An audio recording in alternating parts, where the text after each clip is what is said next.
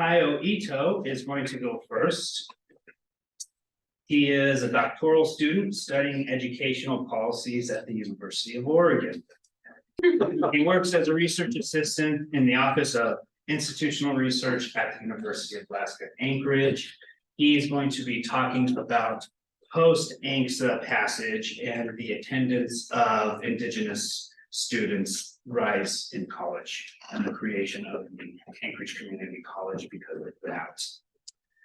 This is Bridget Grote. She is the Director of Native American and Indigenous Studies at the University of Wyoming. She grew up in Naknek and received her PhD in 2019 from Arizona State University. She is going to be talking about turn of the century canneries and fisheries coming up to Alaska from the Pacific Northwest and their successes and their busts. So without further ado, Tayo Ito is going to start with his presentation. I'm Tayo Ito. I will be presenting my research on development of Alaska Native programs at the University of Alaska Anchorage today. And I will be using my slides so you can just focus on the screen rather than my face here.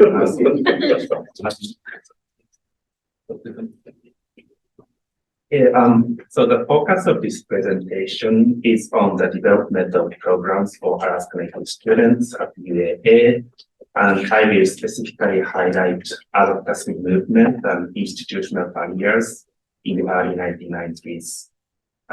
Before I start talking about UAA, I'd like to mention that the earliest programs to support Alaska Native college students were implemented at the University of Alaska in Fairbanks.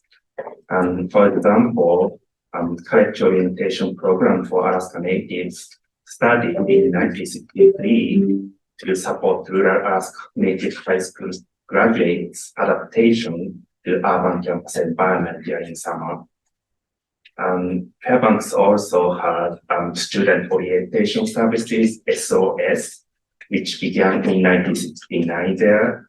And SOS counselors not only provided academic advising, but also created a community of Alaska Native peoples on campus.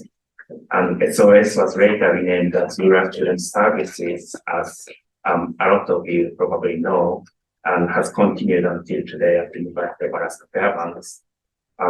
So the development of Alaska Native programs on Anchorage campus was delayed compared to Fairbanks, likely because the University of Alaska was established in Fairbanks a few decades before Anchorage with any higher education institutions.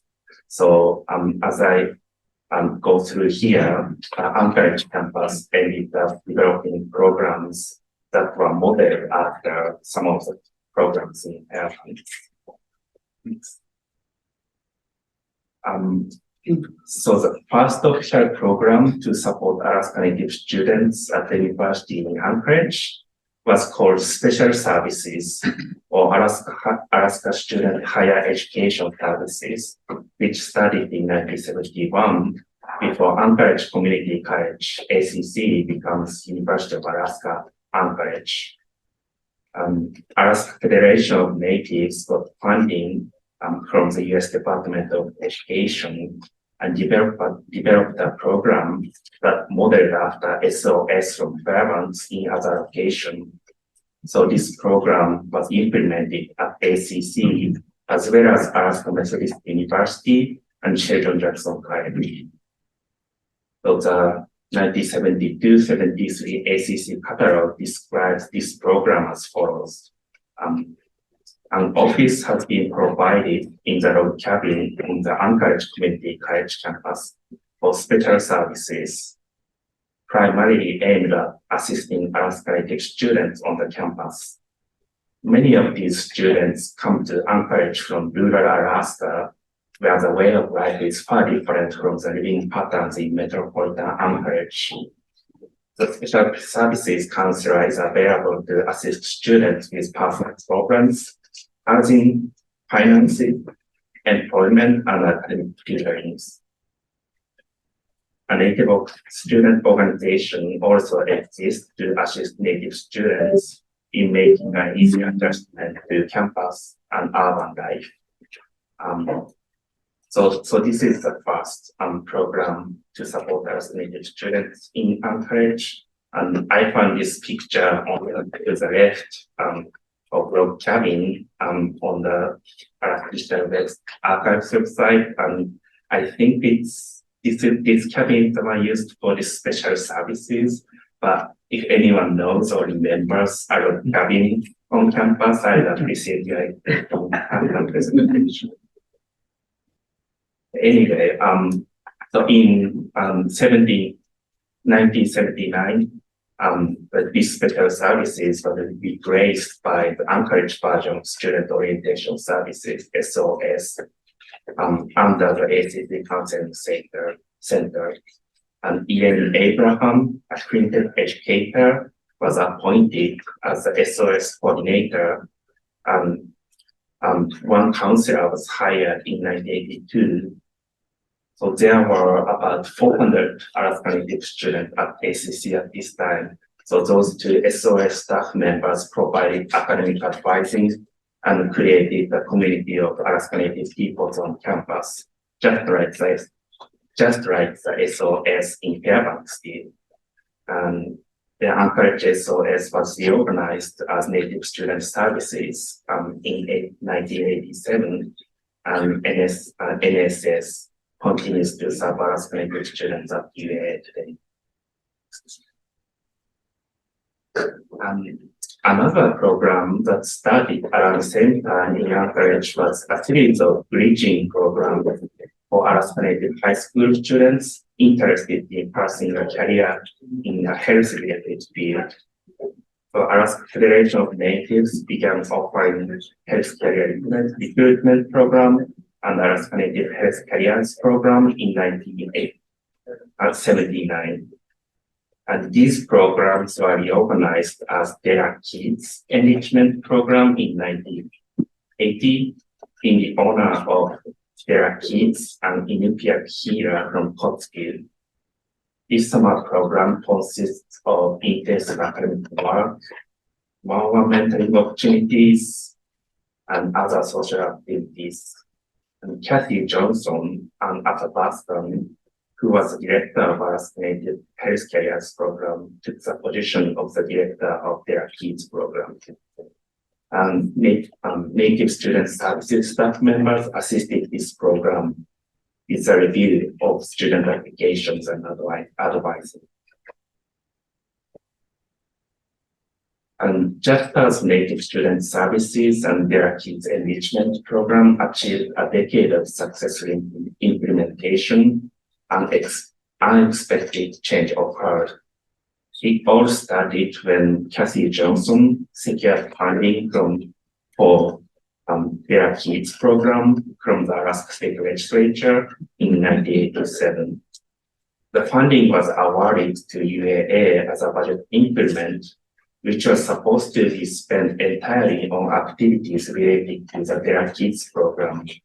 However, 2 years later, the UAA administration allocated a significant part of that funding to establish minority student services at the UAA. Franklin Berry was appointed as director of minority student services, and Sheila Riley was hired as a program assistant. And Sam Kito talked about this issue in an interview.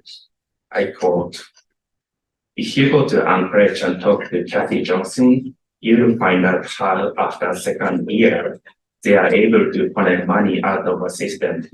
We just raised an issue with Maurice Thompson, who is on the board of Regents now, about them taking some of their kids' money and moving it over to hire minority for all minorities, not native minorities, which the money was supposed to used for, but to hire vice or assistant director in human affairs or something like that, which we found out was a response to some pressures from the Black community. So now we got to go fight another battle the Black community and the university says we want more money, so they take it from the native program. And it is not certain why minority student service was created and whether there was indeed a pressure from the Black community.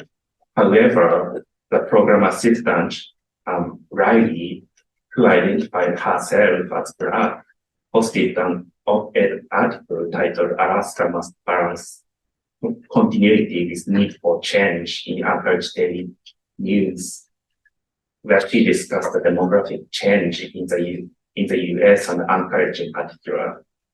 She cited the UAA chancellor who said UAA should better serve all Alaskans, whatever the individual's race, ethnic background, or gender, by creating an environment characterized by mutual respect, understanding, and equal opportunity. We can set the stage for UAA's pursuit of excellence for Alaska and all her people.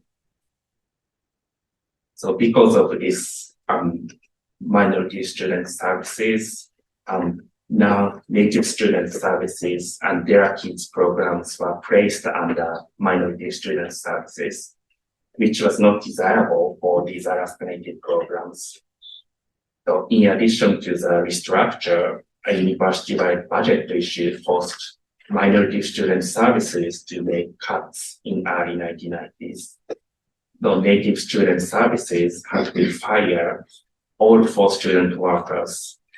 The only Native student services counselor at that time sent a letter to Franklin Berry with frustration, saying that he had seen over 1,100 students in less than 5 months, including Black students, and that the workload is not equitable because the advising and counseling center had 8 full-time counselors, but it only got about less than 3 times as many students contacted Native student services. So he concluded his letter by stating the importance of maintaining a strong Native student services program for the state predominant and most undeserved minority, Alaska Natives.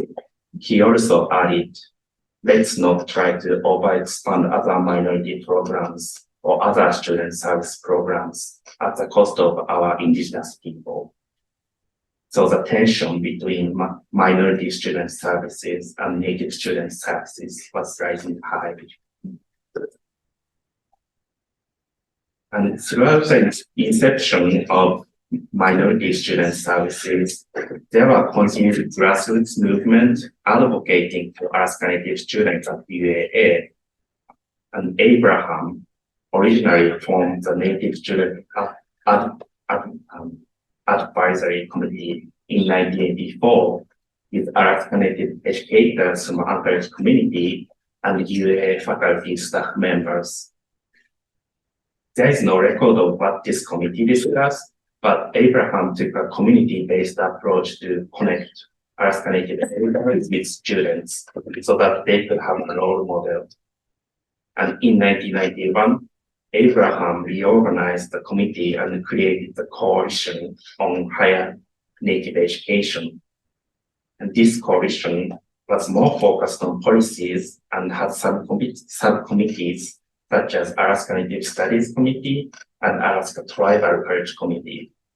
The coalition meeting was somewhat informal and didn't have set agenda, but they talked about recent events within the university related to Alaska Native students and discussed how they could bring policy changes to the university. The subcommittee meetings were more driven by specific goals. For example, aiming to develop Alaska Native Studies program at UAA.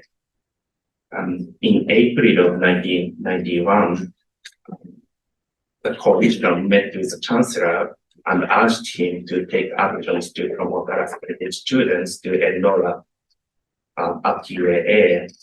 In response, the chancellor created the 1-year-long Chancellor's Task Force on Alaska Native American Indian Education, and many of the task force members were from the coalition. purposes of this task force were to provide better access to the university for Alaska Natives and American Indian students, to be advocates for these students, and to help establish and secure funding for Native councils that benefit them. So the task force members first focused on the hiring of a Native counselor, the improvement of orientation programs, more collaborations with outside organizations like Alaska Federation of Natives, training about cultural sensitivity for faculty and staff, and the development of a center for indigenous peoples. I have next slide. And in the advocacy group meetings, names of a few university administrators have repeatedly come up, as those administrators were unwilling to cooperate with Alaska Native program development.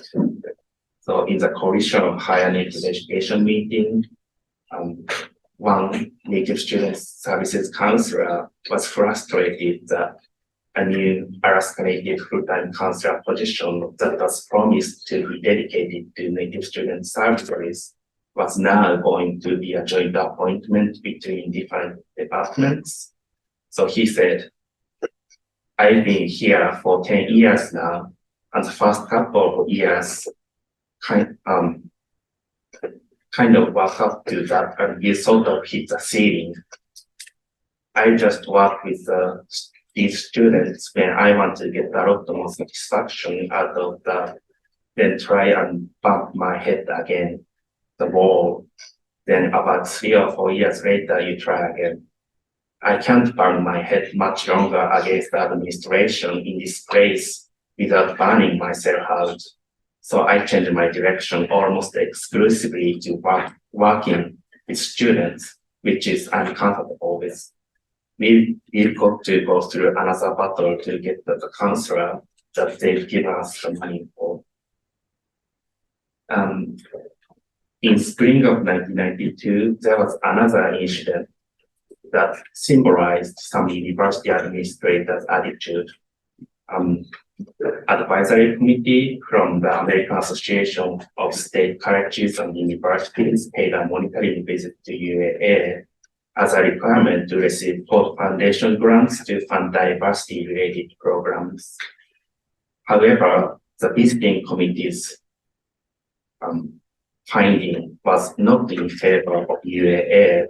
They reported, we believe that there is a large issue of insensitivity in student services, which resulted in institutional racism.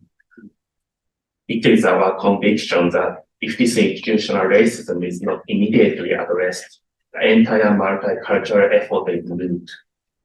The university, in the person of Chancellor, must take immediate dramatic and public action to remove these institutional barriers.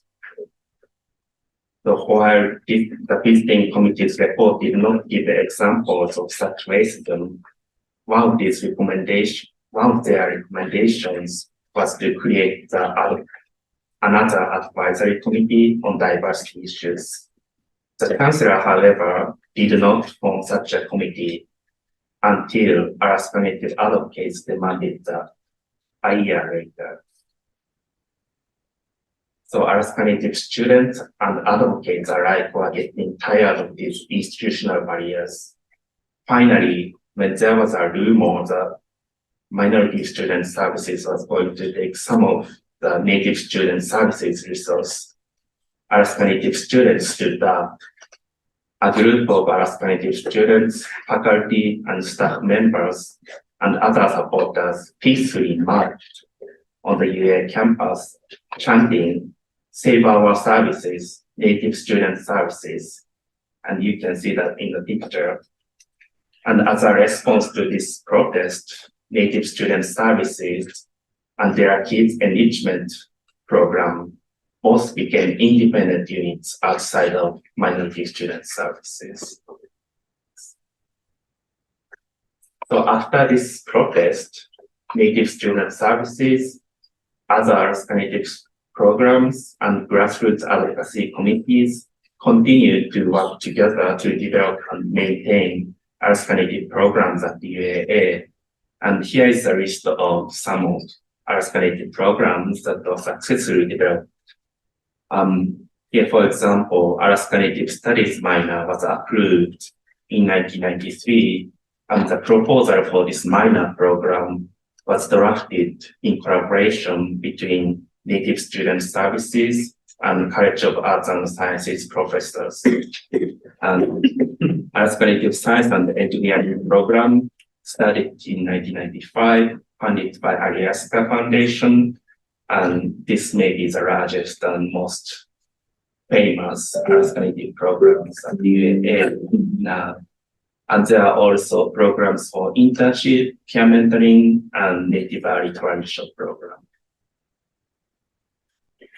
But I also want to emphasize that the institutional barriers persisted even after all these events and protests. So the big thing that happened was that the coalition tried to propose Center for Indigenous Peoples at the UAA, and this center was going to be a very comprehensive place for Indigenous people to celebrate their cultures and conduct research. So it's very similar to the Trosieda Center proposed at the UAF campus right now. It was cancelled due to lack of support from administration, even after they finished drafting the proposal. And there are also continued lack of funding and neglect for Alaska Native programs. For example, Alaska Native minor program lost funding and lost office space, so it was operating remotely for a moment, and that kind of things happen a lot in this field too. And there are also unclear hiring practices that prevented Alaska Native individuals to be hired in a high administrative position at UAA. So this is a summary of my findings. So UA's institutional effort to support its Alaska Native students goes back to the 1971 special services. Native student service staff members and other advocates within the university and from Alaska Native and tribal communities played a central role in the development of new programs. And finally, unwillingness of a few university administrators to support Alaska Native programs was publicly highlighted in the 1992 student protest, but institutional barriers persisted even after that period. And that concludes my presentation. Thank you. A number of years ago, there was a pretty major effort to deal with native healing. And I noticed Stella Keith was mentioned there, sort of the namesake for the program. Has that continued in any form? I'm not sure which program you are talking about. Yeah, they were doing it for health studies, obviously, in the first round. But then there was subsequently quite a bit of research being done through the medical community about traditional healing, like poking and massage, and particularly hot water poking techniques. And it was a wonderful opportunity to be researching that. And Della was one of the first ones out there doing that. And I subsequently heard nothing. It's a very interesting way to study traditional healing. It's very important.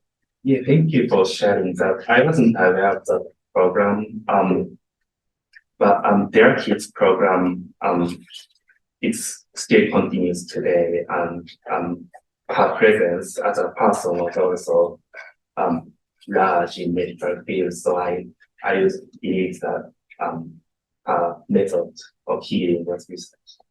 I can answer that.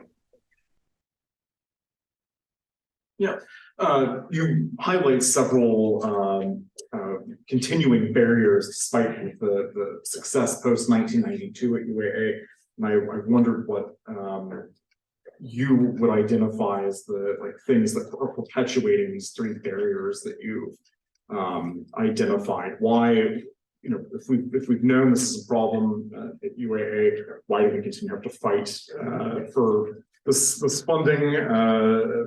Just curious what you think perpetuates these things, Mr. Ito. Yeah, there was a similar question in keynote, and I was kind of thinking about that, how administrators can change. But one thing that stood out to me is that there are not many talented individuals hired in high administrative position, so that makes it difficult to communicate in the field of the high position about this issue. And another issue, I work as institutional research analyst and I crunch numbers, but I feel that many administrators are not aware of how many Alaska Native students there are enrolled at the university and how many of them want to pursue a degree. They tend to focus on like outcomes, like retention, graduation rates.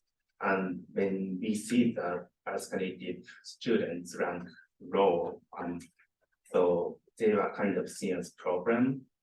So I think that there is like a kind of framing of thinking that we need to change. Thank you. Yes, I was on the faculty for UAF for about a decade, retired fairly recently. And what I saw was a lot of efforts among faculty, at least, were non-Indigenous, to find ways to receive training, train one another, and how to be more culturally responsive in the way they taught, and to be sure to be inclusive in terms of the Indigenous students being able to participate.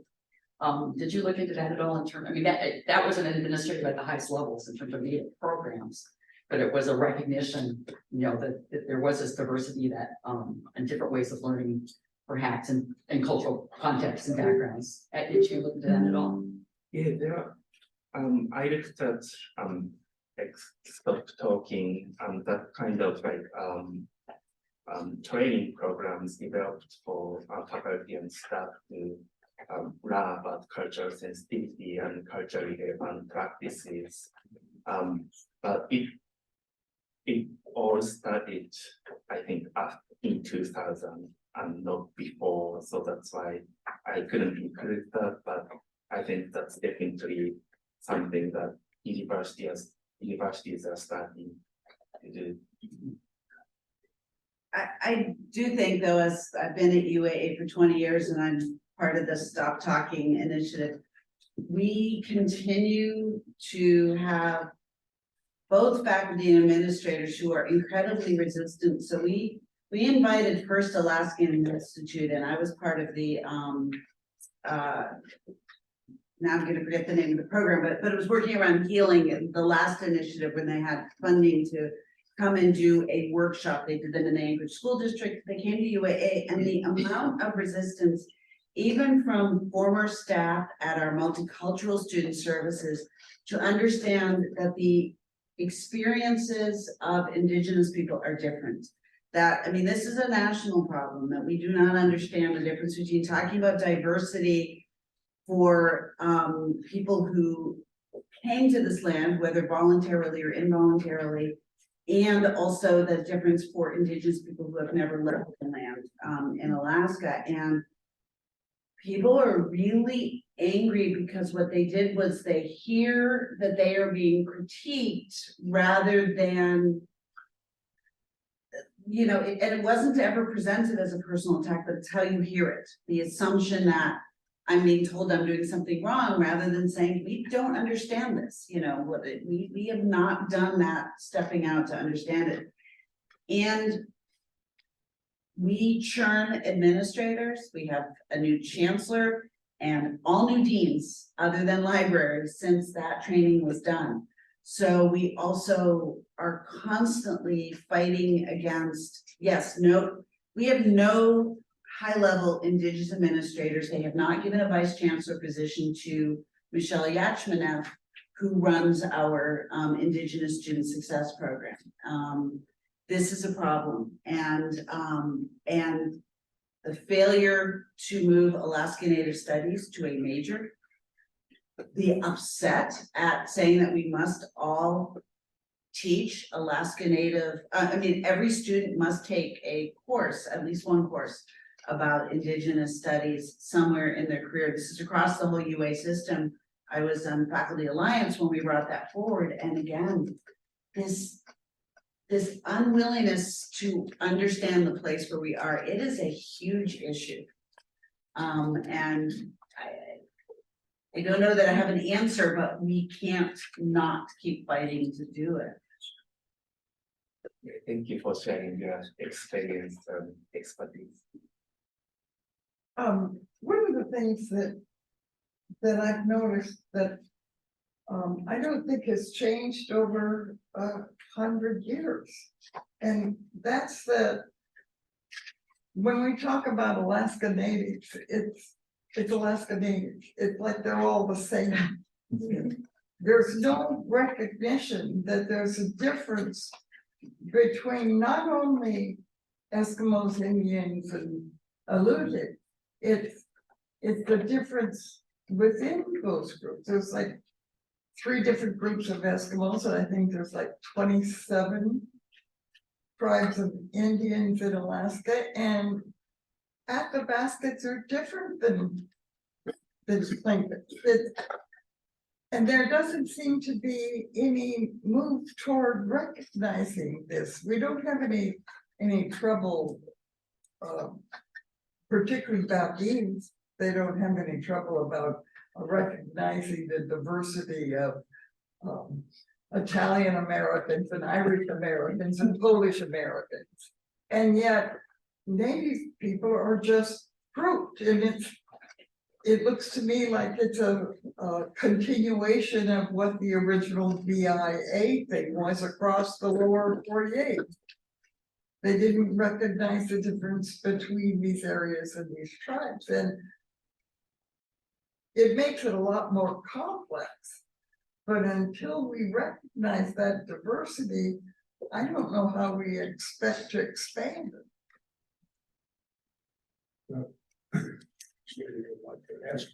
Yes, I'm Cynthia Wentworth.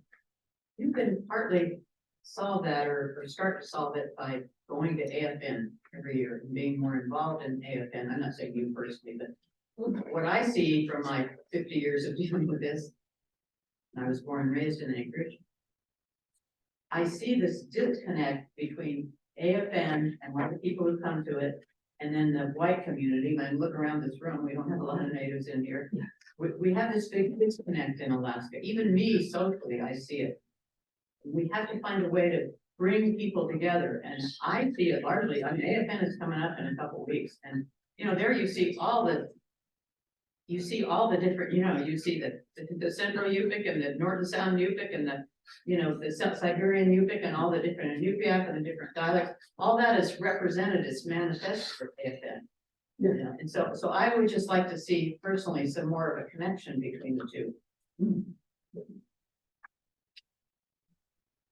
I just want to say that UAA did get one thing right, which is we've been updating our land acknowledgements across the system. And so UAA recognizes and values the diversity of our unique location in South Central Alaska, the ancestral lands of the Dena'ina, Ahtna, Alutiiq, Sugpiaq, and Yaak-Tapunyu people. So we have actually had that conversation of beginning to understand whose lands we are on.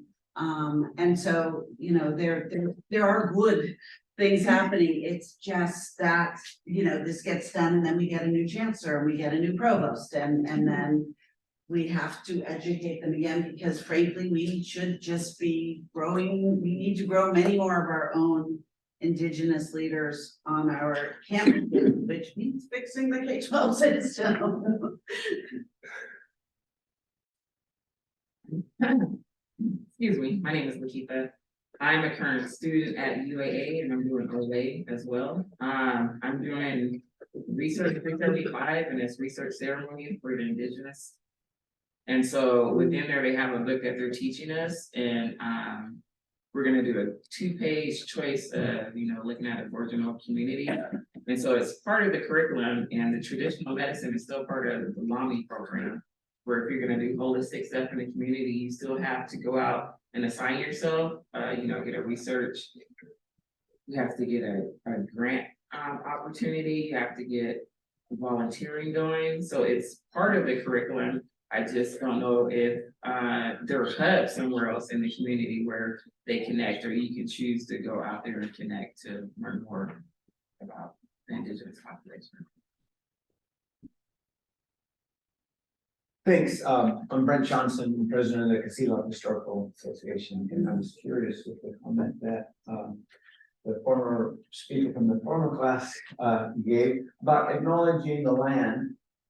And if I recall right, the Anchorage Assembly, maybe 4 or 5 years ago, acknowledged they're getting water from Lake Putin or whatnot, so they had to acknowledge a certain land right there. But I'm curious what the goal or the final outcome is. Where do we go with that? In other words, we acknowledge the land. Will the Indigenous people get something more than feeling appreciated out of that, or where are we going with this?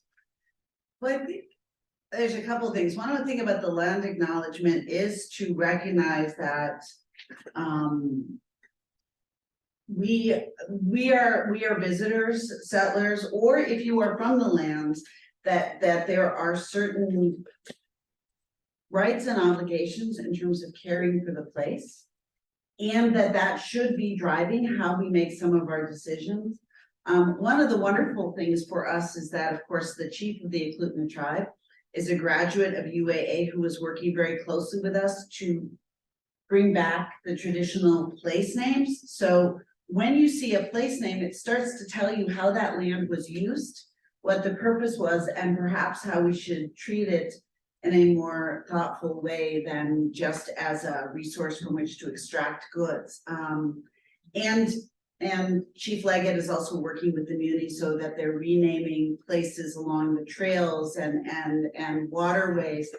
And it begins to change our relationship, I think, also to start decolonizing the way we think about the place and instead to create respectful relationships, which hopefully build social and political power. I mean, I think that is in the end that the power needs to be not residing only in the people who've come from outside. And I was in Juneau when they were creating a new middle school, and they were closing Murray Drake and opening Zontagihini, and this whole conversation about how could we possibly learn to say that word? And I'm looking at them going, and how can we possibly expect all of these Indigenous people and people who come from other countries to learn our English words? No, this is about, if I'm on this place, they're not asking me not to speak English, but they are asking me to respectfully understand the place I'm at and be able to use the language there. And I think it transforms the relationships, hopefully to really improve social and political conditions in the long run. Thank you. Well, the whole signage of native place names in Anchorage and on the Kenai Peninsula is really advanced. And it isn't about changing names, it's about exposing people to traditional names juxtaposed with the official names. And it's been, and it benefits tourism. People actually know about this, and you can have half a dozen driving tours around Anchorage. Joel Isaac's sculpture at the mouth of Ship Creek is really quite an experience to see down there. And you have to know where to find it. That last turn with the railroad crossbar, you go out there. It's really an experience. And in general, I see the educational benefits of place names in Anchorage and on the peninsula as being much more robust than in Fairbanks, much more so. And the other thing about land acknowledgements is I'd like to see them spelled correctly and people should try and say them. So this Denaina, Asnina, Odigu, this frame I live and work on in the band, or using the language name or an ethnonym is really quite flexible. And you can do that in Fairbanks or in the Tanana Valley and use a different regional ethnonym, and you're actually recognizing the dialects and you, but these languages are mostly disappearing. So this is a salvage toponymy, and we are preserving place names. And then you want them spelled accurately, and like I see so many things that are sincere from some federal agency doing months, and they'll do a different month name from, and they get almost every one of them wrong. Well, no, but you get these different typists and fonts and things like that, and the deal is that the native alphabets aren't uniform, and there's quite major differences in the spelling systems across the Dene, but it's no problem for me, I'm used to it, but it makes people aware of that.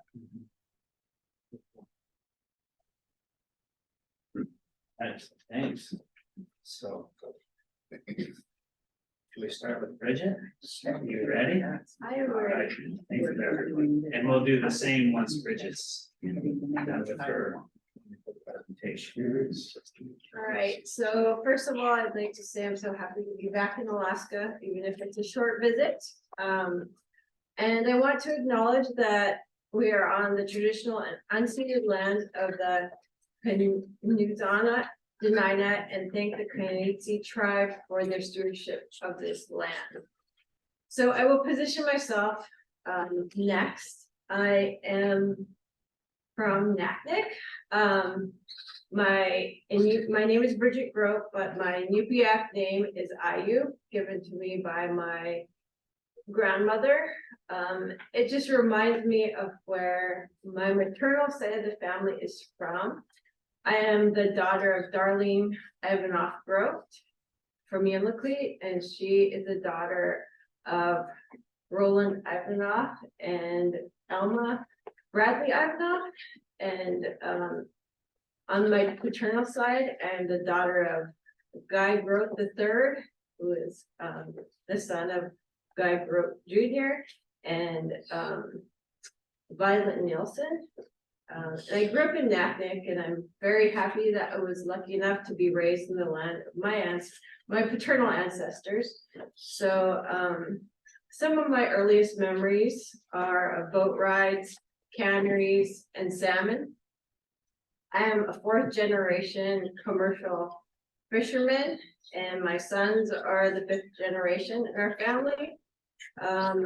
So I've always loved canneries and boats and salmon, of course.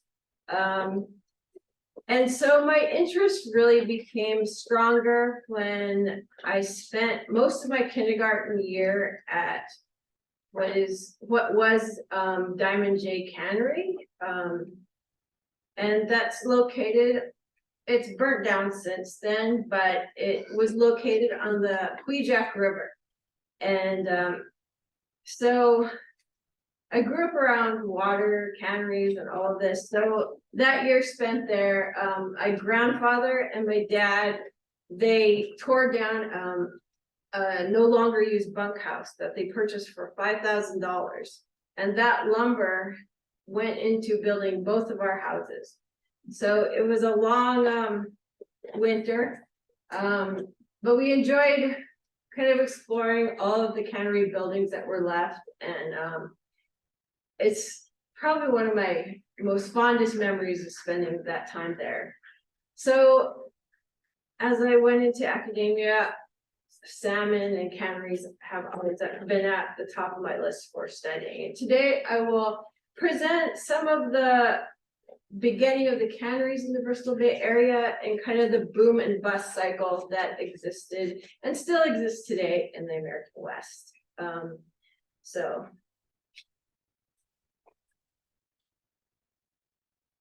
And the Alaska's Bristol Bay salmon industry largely follows the boom and bust cycle of a lot of industries in the West, including fishing, but mining also follows that trajectory. Of course, in 1867, the US bought Alaska from Russia for 7.2 million, and not much changed initially. You have Americans coming in with the gold rush, and then Alaska is really looked at for what resources can they bring. So canners in the Pacific Northwest and Northern California were experiencing bust to their fishery that followed the boom and bust also. And so they really looked towards Alaska for a possible new fishing, salmon fishing venue. So they initially started thinking that they'd go to Alaska, and what they came up with was self-contained operations. They bought sailing ships that were really large, but the technology was largely going out the window because steam power was being used. So they bought these very large sailing ships for a decent amount of money, and they were large enough to carry all the boats, all the people, all the fishermen, all the cannery workers, all the supplies for setting up canneries. So they really started going to Alaska in 1878. That was the first cannery, which was set up in Sitka in Southeast Alaska.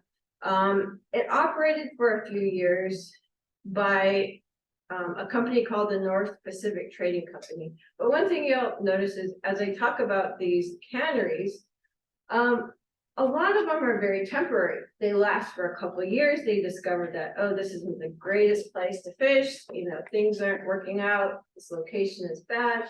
So you'll see a lot, I'll mention a lot of different canneries, and they were mostly temporary because of these reasons. In 1898, the Cutting Packing Company operated at Old Sitka. It was only for 2 years before it moved to the Cook Inlet. The Alaska Packing Company from California built a cannery at Kasilof, but changed its name to Arctic Fishing Company. In 1882, Kodiak, on Kodiak Island on the Karluk River, the Karluk Packing Company was set up. And in Bristol Bay, the first commercial venture was actually a salted salmon venture with salted fillets exported in 1882. In 1883, the Arctic Packing Company set up a cannery at the mouth of the Nishigak River. And in 1886, the Bristol Bay Canning Company set up a cannery, and so did the Alaska Canning Company, and both are on the Nishigak River. The trend of opening, closing, and moving canneries continued. The initial investment was usually kind of risky, but it usually resulted in increasing returns. So by 1888, there were a total of 17 canneries producing 412,115 cases of salmon. By 1889, 37 canneries producing 714,196 cases operated.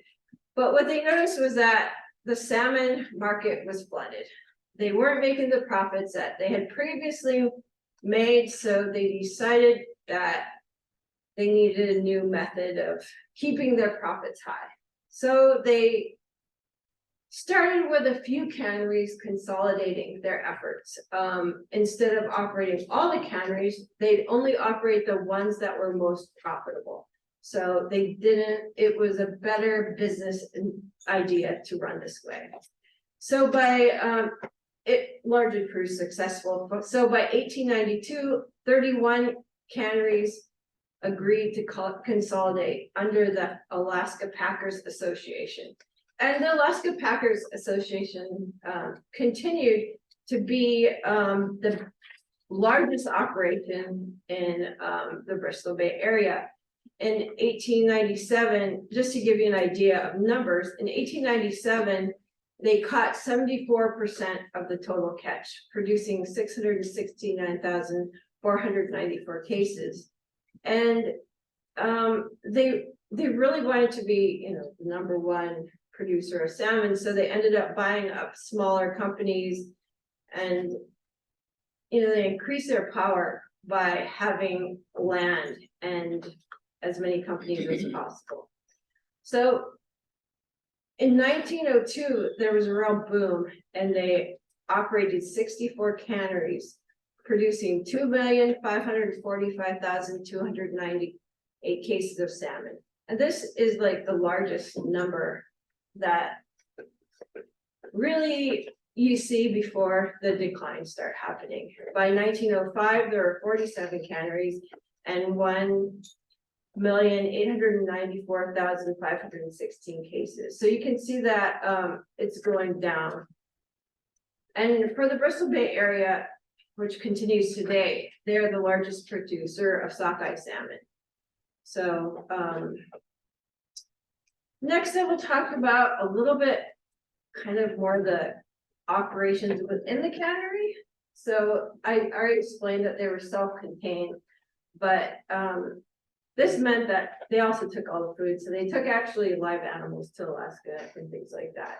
So it was a pretty big investment to plan all of that. And they usually took the ships up to Alaska. They had to go around the Alaska Peninsula, and they went as soon as the ice was broken up. It could take quite a while to get there. So they employed the fishermen as the workers on the boat before they actually started fishing. So they used them as a sailing crew. And what was very inconvenient about getting to most of these fishing ports in Alaska was they weren't large enough to actually bring the ship right in there. So they'd have to use smaller boats to offload these large ships because of course the rivers are more shallow. And so this is quite an operation to bring a large ship and then have to unload all of that. For the most part, the fishermen that came to the region were Italian and Scandinavian, because they had worked on the Columbia River, and those were the people that were employed by the fishing companies already. They contracted the cannery laborers as predominantly Chinese to begin with, and this form of a labor contract was kind of it wasn't a great contract for the workers.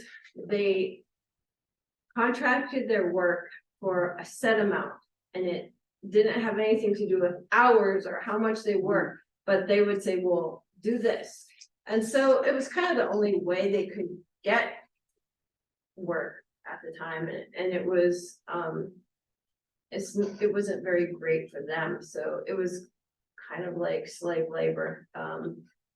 They usually got to Bristol Bay in June, set up their canneries, and operated until mid-August or so. So the sailboats, sailboats were the boat of, not choice exactly, but sailboats were what they used in Bristol Bay until 1951, which seems like a really long time, but it was used as a conservation measure, which sounds really awful for the people that, many lives were lost in the sailboats. These sailboats were double-ended sailboats, and they were what was used on the Columbia River initially. So they were Columbia River sailboats. They were usually from 29 to 30 feet, around that length. And they were double-ended, so they had, they could turn around either way depending on the weather. And they had a sail, and there was no real cabin. There was like a little covered tent at one end. And the nets they used were gill nets. Although some fish traps were used in Bristol Bay, they were not very efficient because of this high tides. But they were used for a while. But the main form of catching salmon was by gill nets. They were made with cotton or linen. And of course, those fabrics don't last real great, so they had to be treated weekly. The nets were kept afloat by wooden corks, which are quite heavy. They had to be waxed to help maintain them. And then lead weights were added to the bottom of the net to keep them down in the rough water.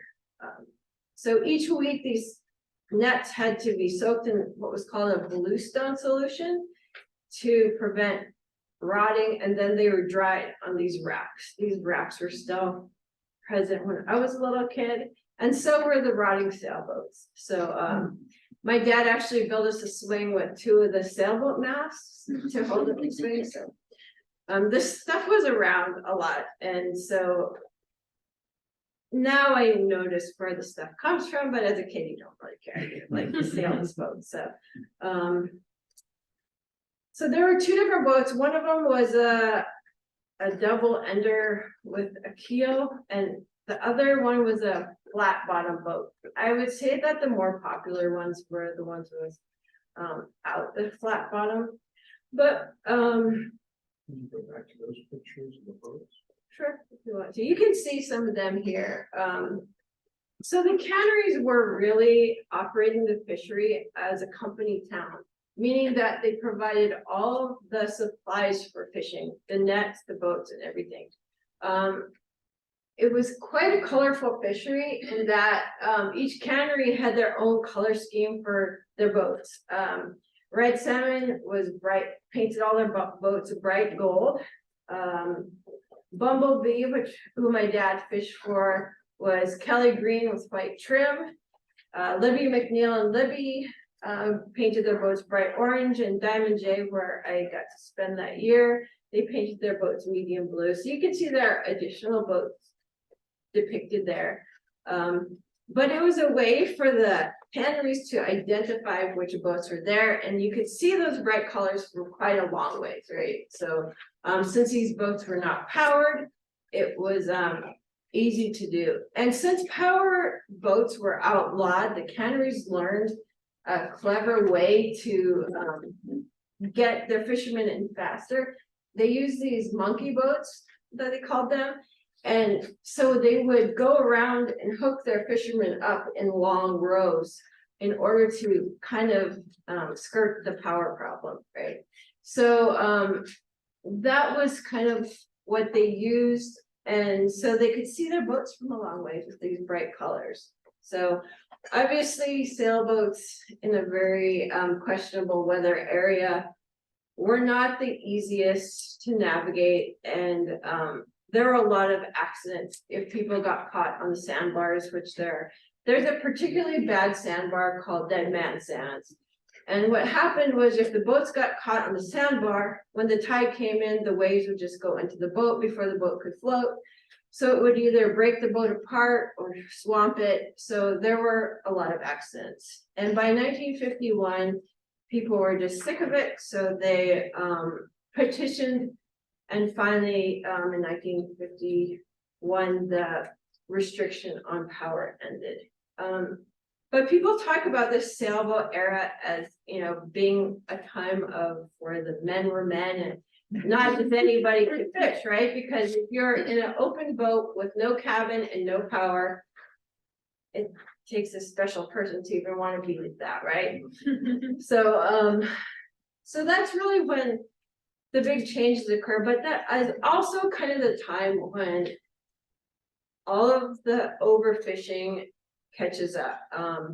So here are some problems with the fishery. It lacked regulation. It was designed for max profits, and it really assumed that fishing would not decline.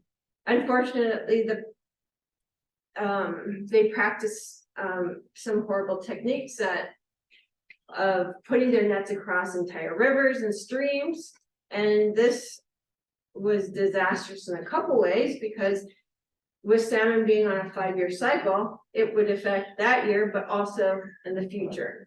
So there are slight attempts to manage the fishery. In It was managed by the Secretary of the Treasury until 1903, when it moved to the Bureau of Fisheries under the Department of Commerce and Labor, but they only assigned one person, right, for all of Alaska. So, and in 1913, they got slightly better with 4 people to regulate the fishery. But right, there was transportation wasn't great. They had to rely on the canners for transportation. So you can imagine that it wasn't very much regulated. So the ecological impact on the fishery was that there really was a lot of waste. In a lot of cases, without refrigeration, you could imagine that if you couldn't process the fish fast enough, they would rot. I mean, rotting fish is not a great smell. I know that from experience. But what happened when they couldn't process the salmon quickly enough, they would just dump them, which resulted in, when salmon are rotting, they float, and it's not a pretty scene. But this led to a lot of devastation, because they are producing and overfishing, and they can't even process things fast enough. And so it's really not great for the fishery in general. World War II brought an increased demand for salmon to feed the troops. And this is when the salmon is already in decline. So these are kind of what really, really even overtaxed the salmon industry even greater. So World War II marks the first time when the canneries are willing to hire Alaska Native men as fishermen. Prior to this, they would only hire Alaska Native men as processors, because they all owned all the boats and didn't trust these Native fishermen. But that also pertained to locals, because they were not real fans of local people or Alaska Natives, because as an outside entity, they didn't want any resistance for the fishery. Really, the canners were very much into taking all the resources out and not giving back much to the state, or which became the state. So finally, Native fishermen could fish. And then you have in 1930, you have a regulation that says canneries can't discriminate. By World War II, you have increased demand for salmon, and really this overstrain continues to overstrain the fishery. In the meantime, you do have a new type of fishery that was started. The set net fishery that's not dependent on boats began in 1933. It was targeted to help the local people out more so than like the fishermen they brought in. So it was largely thought of as a women's and old man fishery. That's since changed, but so this is an idea of what that fishery looked like. Women for the first time really gave up their major role as subsistence and preparing salmon for their life, you know, their winter living, and kind of started engaging in the salmon fishery to some degree, which as it grew after that. But overall, canneries forever changed the relationship between salmon and Native people through the commodification of salmon. Other impacts that the salmon industry had on the local communities was the epidemics they brought. Just like throughout the United States, Native people did not have resistance to these diseases, and so they wiped out whole entire villages. There were a lot more Alaska Native villages in the Bristol Bay region before the canneries arrived, and so that was pretty devastating. I interviewed several people that kind of their families experienced that. One particular, I interviewed 3 brothers, and their mother had been one of 2 that escaped from their village, and they took a boat and went down river and managed to get help, but they were the last 2 left. And they were put in an orphanage where they lived until a relative got them out of the orphanage, so the real end of the bust really happens when Alaska becomes a state in 1959. But unlike many boom and bust cycles, the Bristol Bay fishery has come back. It's hard to just attribute it to one thing, but without the overfishing and just fishing for profit and the change to thinking about conservation and scientific management, things have changed. But one of the most negative impacts, I think, for Alaskan Natives was the implementation of the Limited Entry Act, and that it really commodified the ability to fish. And so with these permits, there are only a limited number of people that can fish in Bristol Bay at any given time. And the cost is quite high now. They're over $100,000 to just buy the permit. And so the most successful fishermen no longer look like the ones that have the most experience in the area. Now they are the people that owned the $500,000 to $1 million boats that can carry the most fish and go the fastest. So that's quite a contrast between local fishermen who struggle to even be able to economically enter the fishery, right? Because the cost is so high. But on a positive note, the fishery is now sustainable, and last summer had a very large harvest, but the prices were very bad. So, you know, there's good and bad, you know. It's just hard to depend on fishing, I guess. So, any questions?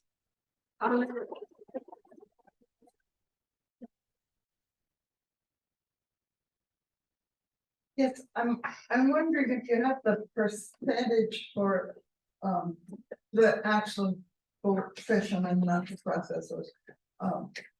What's the ratio between the local fishermen and all the fishermen that come up from outside? I think it's less than 10%. It's a really low, it's a surprisingly low number. Is it right?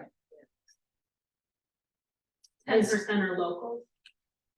Well, locals, yes, because a lot of permits were sold.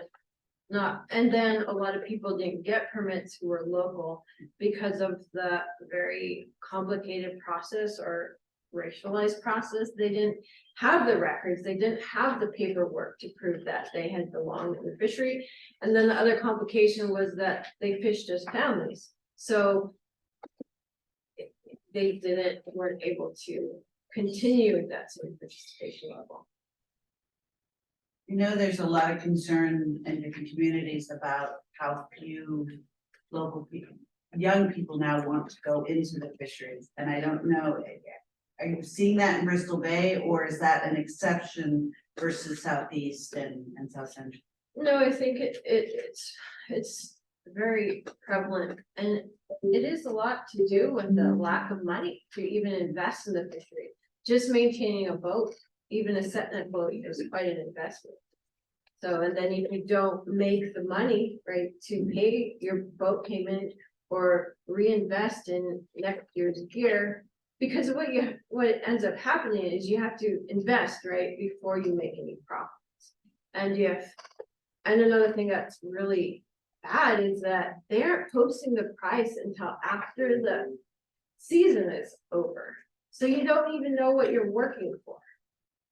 So that's kind of a really negative impact of, I mean, there was a class action lawsuit, but it was lost. And so canners really have they're not canning anymore, but fish processors or fish buyers really have the power. So when they're buying salmon for 50 cents a pound. So like I mentioned over there, I lived in Koliganek for a while. And I really got to understand, the importance, there were, I want to say half a dozen men in the village that owned boats that they did fish in Bristol Bay and not a lot of jobs in the village, so, they really relied on that, period of time, very short period of time for the whole year income. And so I really, got to understand how important that was, but also I found out that, and maybe you can, help me understand this better, but how the Japanese markets impact the price of salmon on a yearly basis? I think it was more important in the past. And they would actually let more Japanese buyers buy fish, but that's kind of changed. That's one of my areas of research. I did my master's thesis on Japanese business in Alaska, and the cannery workers at the time in the late 60s said that the Japanese market basically saved what was a collapsing industry, but it also changed the practices of one who could be employed, where canneries would be consolidated and how fishing would be conducted. And then it kind of dried up after their economy collapsed in 89, 90, 91. Yeah. It peaked, It's I think, amazing because they used to bring Japanese ships out, so our bay and where the water is much deeper, they would actually have Japanese ships out. So, I'm a veteran set netter from Coquitlam for 57 years, and this year was the first year basically in my life almost that I didn't fish. But, because government closed fishing. But I was curious, Bristol Bay had a unique, sailboat restriction for, like you said, in 1951, I think you said. And then afterward, and I think it still exists, they have a unique 32-foot Yeah, restriction. yeah. And so in Homer and ports around, you can easily recognize a fancy Bristol Bay boat because the bow goes up, it gets to a certain point, 32 feet, and they just cut it off. But the wide boats are Yeah. where they're going now, they're going wide. They're insane, 32 foot Yeah. wide maybe. I'm curious, is there any place else in Alaska that has that 32-foot? In all my fisheries, research, I haven't found anything else. But it's a big region, right, for salmon, because we get the sockeye. And the reason we get the sockeye is because of our large, deep freshwater lakes, which makes that location unique to the fishery, right? But, yeah, it is interesting, because the boats, especially the ones that are so wide, are pretty ridiculous looking. Sure. Yeah, I just want to mention that the counter argument, the economic argument that the canneries make is that, there's been this huge loss of market share globally against farm salmon. And that's had a huge impact on, all the fisheries in Alaska. It really has. When I was in high school, we were making like $2.50 a pound, which was amazing, right? And then to have it go so low, but that was right when you do have the farm fish. But now they're saying how bad the farm fish actually are. But that hasn't reflected yet, right? In the prices, because they still keep going down, and then you don't know what climate change will do either. Has there been a movement to unionize? Yes, that's the latest time. There used to be a union. But it was no locals and no Alaska Natives allowed in the union, right? So this is how the unions have operated in Bristol Bay. There is talk of unionizing, but how do you get such diverse fishermen in a union, right? When local people can't stand the outside fishermen. I mean, it's just, I just think about the logistics of that and all the politics involved, right?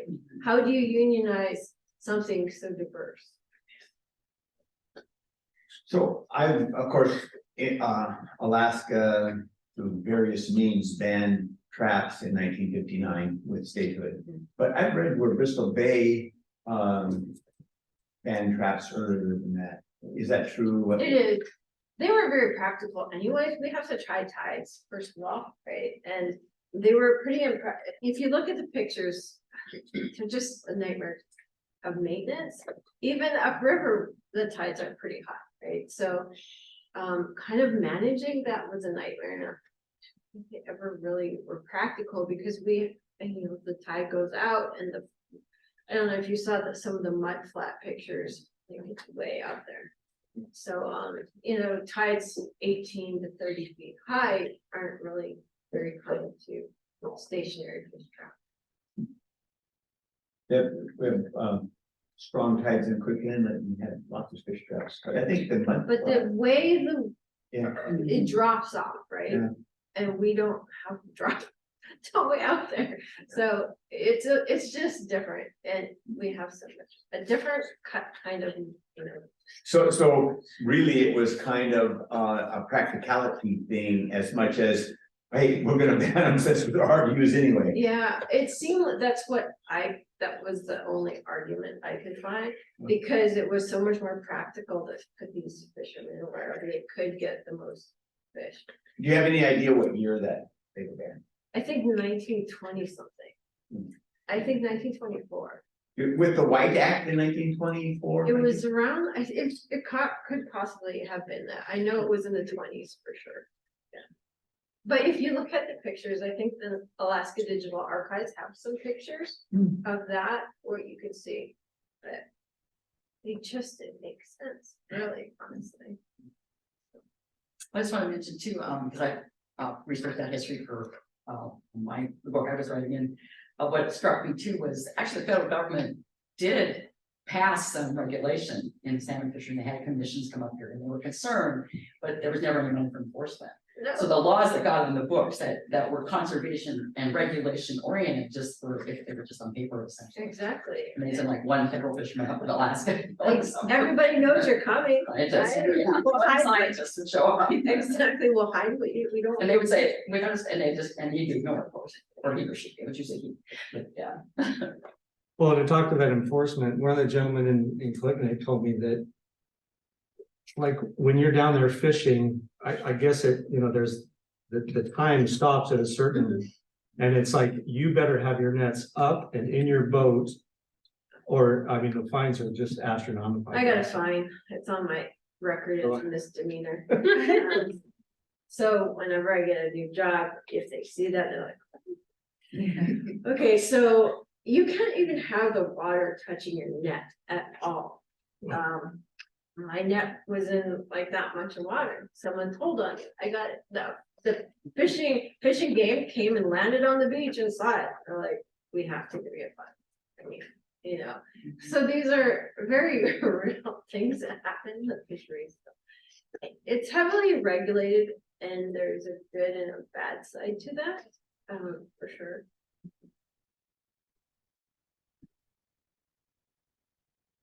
It's so nice to talk about fishing with people that actually know what I'm talking about. I don't know why I'm being it, and no one gets it.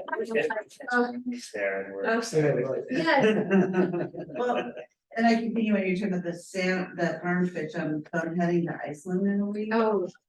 They just had a major Major. spill, right, of the farm fish. Yeah, And so so it really endangers all the native fish they're and. finding these fish in so many streams that they didn't realize they would get to from where it spilled in. Yeah, Fran Ulmer actually sent me the Terrible. article because, those are huge implications for us that Yeah. we're not that far from the BC fish shops. Well, even in Southeast Alaska, right, any of those operations can really compromise. And I've just did so much research about salmon. If you think about Atlantic salmon and how plentiful they were at one time, not only in the United States in the East, but also all throughout Europe and what has happened to that fishery. And, it's kind of a cautionary tale to think about, how that happened, the fishery in the Pacific Northwest and how amazing the Alaska fisheries is still, but right now, Southwest Alaska, farther up north from where we are, is really having an issue because of the trawling fishery catching the bycatch. And so that will be my next whatever article or something, I will present another paper on that, but yeah, that's another added issue, right? That really impacts Native people in Alaska.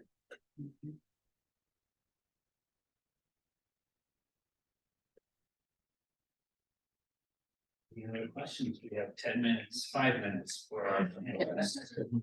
We just got. Well, we got 5 minutes. Give us some more of your childhood stories.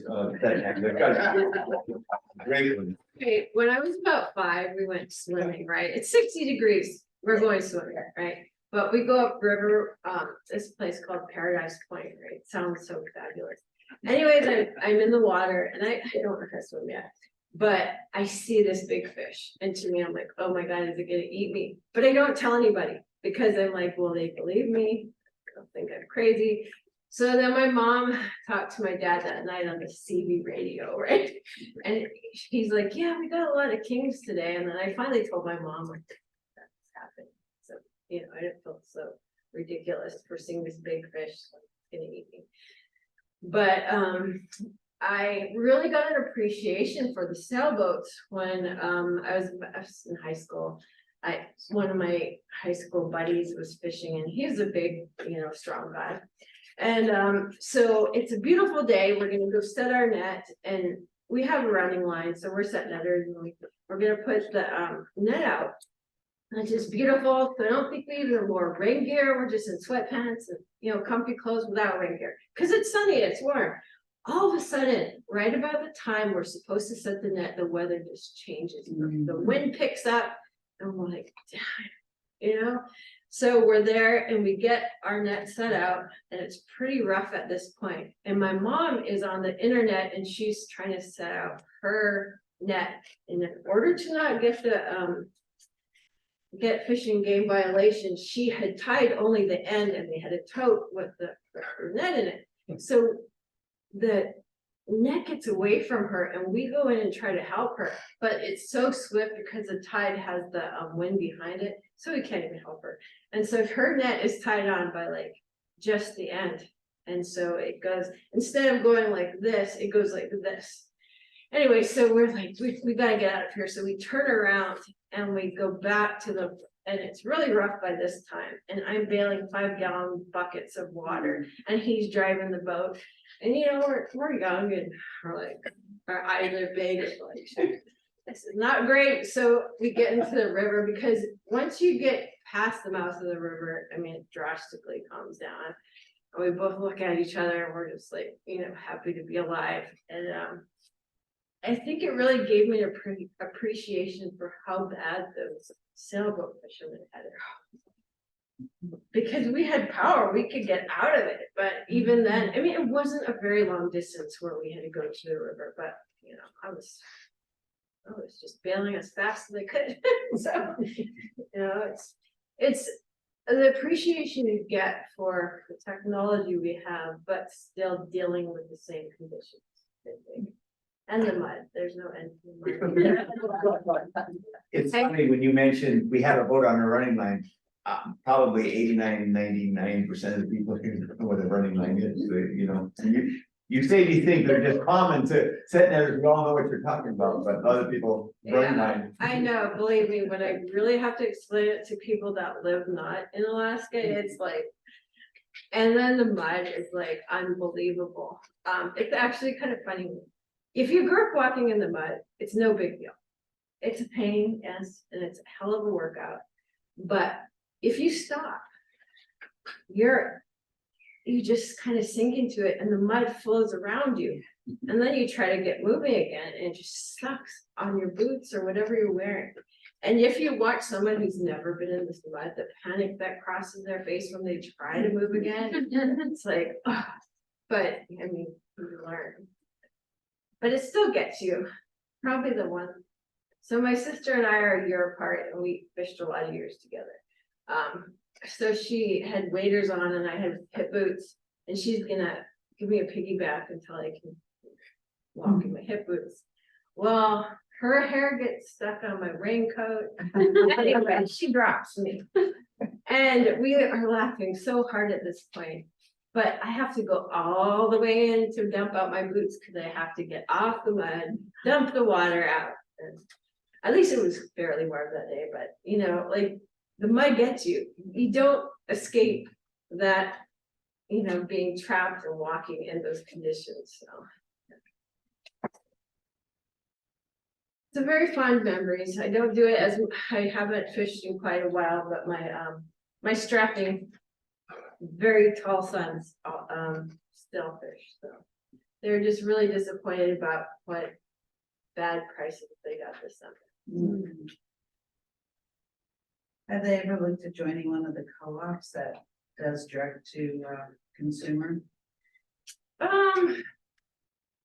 My youngest wants to be a pilot, okay, so he's in college right now. He wants to be a pilot so he can make big money, so he can think like that, yes. He wants to invest in the fisheries. Yeah. I made him do it. Like, you know, when you make your kids do things, and at first he really hated it, right? For years he hated it, but he's like, Mom, I'm so glad you made me do this, because I do love it. So, it's kind of, you know, like those things that, I don't know, you know, you love that. I think the experience that it does bring, the beauty of being on the water, I really miss that. I love water and I live in Wyoming, so, you know, I have all these thoughts about getting the heck out of there, so. I have to live near water wherever I live. Well, one of the problems, I mean, you make a suggestion to join a co-op, and it's just real common in cooking, that there's a lot of people that have a little niche market with a restaurant in New York or something. And here's the problem with that from my perspective, and it irritates me a lot. Is what they do, is they take the biggest, the prettiest, and the best fish, and they market them to this special market. Then they take the crap and they sell it to the cannery. And I, because I have 11 permits and I'm catching a lot of fish, I've got to sell my fish to the cannery. And so my price goes down because these guys are niche marketing the prettiest and best fish. And so it doesn't matter anymore because the government is the other things. That's fine. But I do think that's, you know, the business side could benefit from something like that, but it's so hard to do that because our season only lasts a month. So unless you're very efficient and you have the space and the money to invest, it's very difficult. When you know, just be like, my husband used to send them off fish netting, but it actually doesn't pan out for us. We're better off buying. So then I buy through, you know, the, not ASMI, but the other one in Anchorage where I'm buying and picking up. And I'm getting a nice little card that says who caught my fish for me. So you know, it's how do we do that in a way that's sustainable? And I think that's the issue is can we make it, much like people are buying boxes of fresh vegetables and, you know, we were all relying on the people flying them up and then suddenly it was like, oh, wait a minute, local farmers markets in Alaska can also do that same model. Part of it is then I need to not want to buy it cheap at Costco. I have to want to buy it and pay a real genuine value. And that's a different mindset. And that's why the farm fish has really complicated that idea, right?